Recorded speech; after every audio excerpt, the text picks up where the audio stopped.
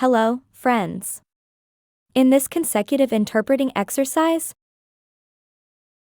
I am going to share with you the story of a man talking about trauma he experienced during his childhood. You are required to interpret what you hear into Arabic faithfully and accurately using a neutral tone. Do not add emotion or dramatize the content in your interpretation. Keep the delivery neutral. You may use note-taking if that helps you. Finally, you may use either modern standard Arabic or your own dialect. Good luck.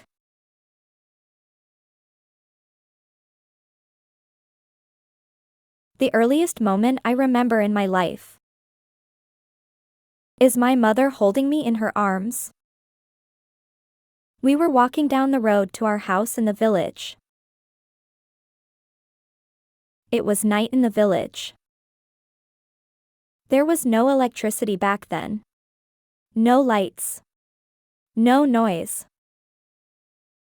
Families were inside their homes, having dinner. The village felt still. Quiet. There was only one sound that I could hear. And I thought that sound was the sound of the night itself. That was my first understanding of the world. Later, when I grew up, I was told that what I heard was the sound of crickets. I remember feeling ashamed. I remember thinking how stupid I was. But the truth is, everything I was taught after that seemed to carry the same message. That I was stupid, that I was not good enough. That I was always falling short of what was expected of me. Nobody ever asked me what I liked, or what I didn't like. Nobody cared about my nature. I was always reminded that I was wrong. And I had to change. I was told not to be shy. I was told not to speak the truth. I was told I had to be practical, to socialize, even if that meant being loud, harsh, or fake. If I didn't, there was scolding. Sometimes physical punishment, and always psychological torturing.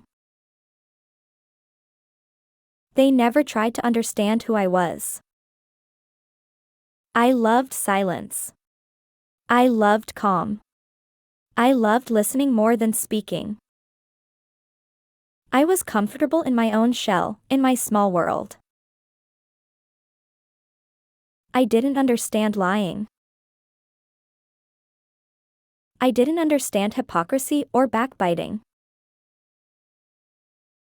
The rules they imposed on me felt heavy and violent, even when no one was touching me. At school, I was bullied. I had to cope up with some of the worst children, and had to learn to beat them back as a defensive mechanism. Every single school day was a day of fear. I was always afraid. I was one of the top students in my class, but that didn't bring me joy. I used to look at children who were at the bottom of the class, and I felt sad. Not because they were failing, but because they were happy. Their clothes smelled of poverty. Their shoes were worn out, mostly made of plastic. And still, they laughed. I wished I could be like them. I wished I could be happy, even if I had nothing. When I was 13, I moved to what they called preparatory school. That was when verbal hell truly began. I learned that life, for me, meant going to school to be afraid. always afraid and always prepared to be scolded and beaten for nothing. There was a man called the guide.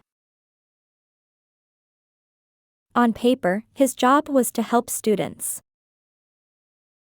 with their social and psychological problems. In reality, he was the king of hell, and he ruled through fear. He beat us with a stick. Hard. Painfully. For a whole month, he came to our class again and again, threatening us. He would say, "One day I will come and beat you on your bare feet." We lived in that terror every day. Waiting. Imagining the pain. Then he came and did it. He didn't stop there. A week later, he came back and did it again.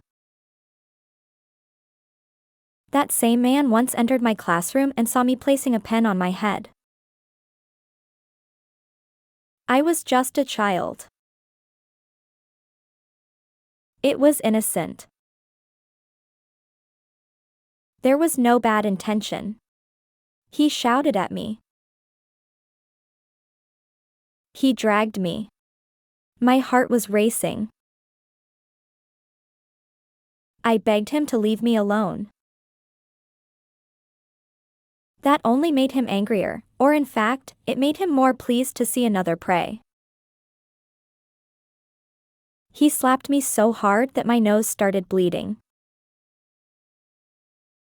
He told me to go wash my face and then come to his office. I was terrified. I stood outside his office, unable to move. I couldn't even lift my foot to step inside. When he noticed me, he ordered me in. He looked at my face, saw that the bleeding had stopped, and told me to go back to class. That was it. No apology. No explanation. Today, more than 40 years later, I still feel dizzy whenever I enter an office in a company or an institution. The doctor told me it is called social anxiety disorder.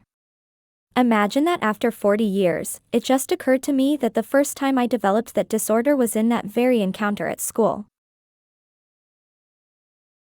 My body remembers, even when my mind tries to forget.